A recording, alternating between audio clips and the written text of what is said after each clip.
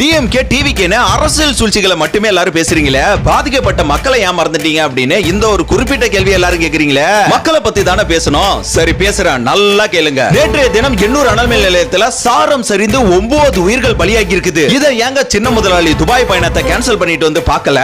Oscar நாயகன் Anbil Mahesh perform பண்ண ஏங்க இங்க வரல? சினிமா பிரபலங்கள் ஏன் இரங்கலை தெரிவிக்கல? பரபரப்பு சூழல் ஏன் ஏற்படல? முதலமைச்சர் உடனே இல்ல, இப்ப வரைக்கும் போய் அவங்கள பார்க்கவே இல்ல. நியூஸ டிபேட் பண்ண 10 லட்சம் தரேன்னு அறிக்கையை விடுறாரு. அப்ப இந்த 9 உயிருக்கு மதிப்பு இல்லையாங்க? இவங்களும் மனுஷங்க தானே. சினிமா பிரபலங்களே விஜய் மீது வன்மத்தை காட்டிக் கொண்டிருக்கும் காட்டு மிராண்டிங்களே, இப்ப எங்க போனீங்க நீங்க? இப்ப புரியுதா? The Karur issue did not happen by accident.